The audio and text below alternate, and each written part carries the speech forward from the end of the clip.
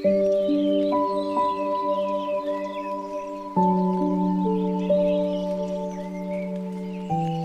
ang salita ng Diyos na ating pinagsasaluhan ngayong umaga.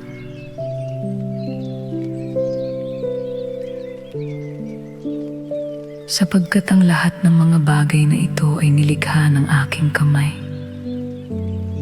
At sa ganyan ay naging mayroon ang lahat ng mga bagay na ito, sabi ng Panginoon. Ngunit ang taong ito ang aking titingnan. Sa kanya na dukha na may mapagpakumbabang espiritu at nanginginig sa aking salita. Makapangyarihang Panginoong Diyos na si Jehovah, na siyang personal na lumikha at namamahala sa lahat ng bagay sa langit at sa lupa. Huwag mo kaming itulot na magsikap na patunayan ang aming sarili sa gitna ng karangyaan at kalapastangan ng mundong ito, kundi hayaang ang aming mga puso ay maging mababa at dukha sa harap mo lamang. Ipagkaloob mo sa amin ang isang pusong broke at nagsisisi, na nagbabalsaan kahit ng mga pinakamaliit na nakatagong kasalanan sa harap ng Panginoon. Habang nananatili kaming matapang laban sa maraming tinig ng mundo at sa mga salita ng tao, hayaan kaming tumayo ng may nanginginig na puso sa harap lamang ng buhay na salita ng Diyos. Nawa ito ay maging isang banal na umaga kung saan naririnig namin ang tinig ng Panginoon na hindi kailanman nagwawalang bahala sa mga nagpapatira pa sa harap ng kadakilaan ng kanyang salita, kundi personal na dumarating upang yakapin sila, na nangangako, aking titingnan at aalagaan ka. Sa loob ng perpektong pag-aalaga at kapayapaang ito na hindi kailanman maibibigay ng mundo,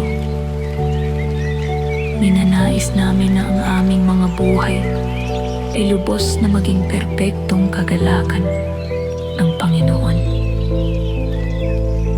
Ngayon, tulutan mo kaming maranasan ang kahanga-hanggang gawa ng Diyos na dumarating sa mga nagbababa ng kanilang sariling mga kaisipan at katigasan ng ulo upang manginig at sumunod sa kanyang salita.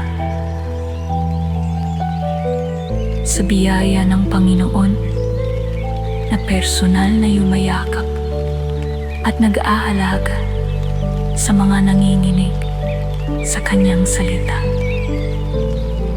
taimtim kong idinadalangin na ang inyong buhay ngayon ay lubos na makaranas ng kapangyarihan ng salita. Magandang umaga.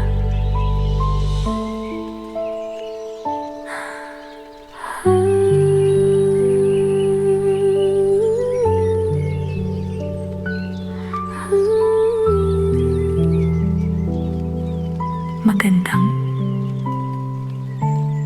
umaga.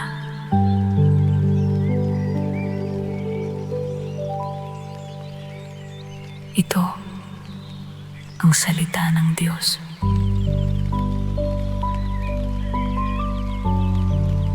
Ito ang salita ng Diyos na ating pinagsasaluhan ngayong umaga. Sapagkat ang lahat ng mga bagay na ito ay nilikha ng aking kamay, Sa ganyan ay naging mayroon ang lahat ng mga bagay na ito. Sabi ng Panginoon. Ngunit ang taong ito ang aking titingnan. Sa kanya nadukha na may mapagpakumbabang espiritu at nanginginig sa aking salita. Makapangyarihang Panginoong Diyos na si Jehovah, na siyang personal na lumikha at namamahala sa lahat ng bagay sa langit at sa lupa. Huwag mo kaming itulot na magsikap na patunayan ang aming sarili sa gitna ng karangyaan at kalapastangan ng mundong ito, kundi hayaan ang aming mga puso ay maging mababa at dukha. Sa harap mo lamang ipagkaloob mo sa amin ang isang pusong brok at nagsisisi na nagbabalsaan kahit ng mga pinakamaliit na nakatagong kasalanan sa harap ng Panginoon.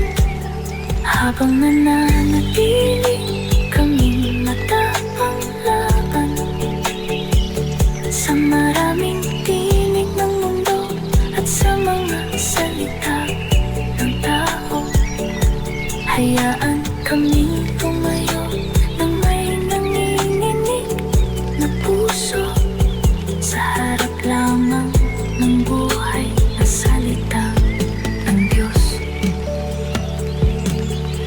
Nawa ito ay maging isang banal na umaga kung saan